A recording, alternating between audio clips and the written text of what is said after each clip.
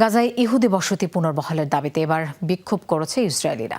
রোববার উপত্যকা অভিমুখে ব্যাপক বিক্ষোভ মিছিল করে কয়েকশো ইসরায়েলি। ইসরায়েল সীমান্ত পেরিয়ে গাজায় রীতিমতো অনুপ্রবেশ করে উচ্ছেদ হওয়া বসতি পুনরায় স্থাপনের দাবি তোলে তারা। যোগ দেয় বহু কট্টরপন্থী একাধিক মন্ত্রী ও সরকারি কর্মকর্তা। নিয়ম অনুযায়ী সংবেদনশীল এলাকাটিতে জনসমাগম নিষিদ্ধ থাকলেও বিক্ষোভকারীদের কোনো ধরনের বাধা দেয়নি আইডিএফ সেনারা।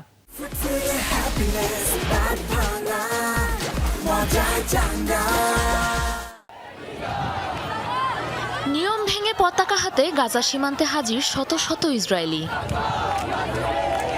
21 বছর আগে গাজার গুশ কাতিফ বসতি থেকে উচ্ছেদ করা হয় ইহুদিদের। বছর ঘুরে আবারও সেই দিনেই বসতি পুনঃস্থাপনের দাবি জানিয়ে সীমান্তে ইসরায়েলিদের বিক্ষোভ। ইসরায়েলি দখলদারদের সংগঠন নাচালা সেটেলমেন্ট মুভমেন্টের উদ্যোগে গাজা অভিমুখে আয়োজিত হয় এই বিক্ষোভ সমাবেশ। দাবি জানানো হয় উত্তর গাজায় 3 বসতি ইলেই সিনাই, দুগিত ও নিসানিতে ইসরায়েলিদের পুনঃস্থাপনের। এতে Itamar Ben Gvir, Bezalel Smotrich সহ ইসরায়েলের একাধিক কট্টর মন্ত্রী ও নেতা অংশ নেন।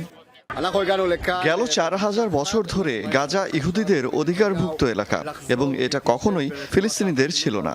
ফিলিস্তিন নামের কোনো রাষ্ট্রই কখনো ছিল না। রোমানরা ইহুদিদের নির্বাসিত করার পর এই অঞ্চলকে ফিলিস্তিন ঘোষণা করেছিল, কিন্তু আমরা আমাদের জমি, আমাদের অধিকার আদায় করতে ফিরে এসেছি। গাজায় ইহুদিদের বসতি স্থাপন করা হবে। মার্কিন প্রেসিডেন্ট যেভাবে বলেছেন, আমরা ফিলিস্তিনিদের দেশ ত্যাগ করিয়ে ছাড়ব। গাজায় ইহুদি এলাকা গড়ে তোলা অত্যন্ত প্রয়োজন, কারণ এটা আমাদের অংশ। ইয়েলো লাইন সীমান্তে যে কোনো ধরনের জনসমাগম নিষিদ্ধ। বিপুল সংখ্যক পুলিশ ও সেনা থাকা সত্ত্বেও বিক্ষোভকারীদের বাধা দেয়নি তারা।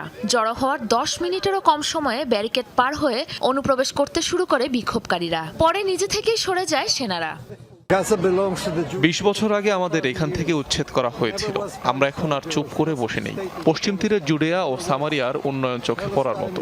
আমাদের দাবি গাজাতেও ঠিক এমনটাই করা হোক। ইসরায়েলি মানবাধিকার সংস্থা গিশার হিসাব অনুযায়ী বর্তমানে গাজায় অন্তত 60% এলাকার নিয়ন্ত্রণ তেল আবিবের হাতে।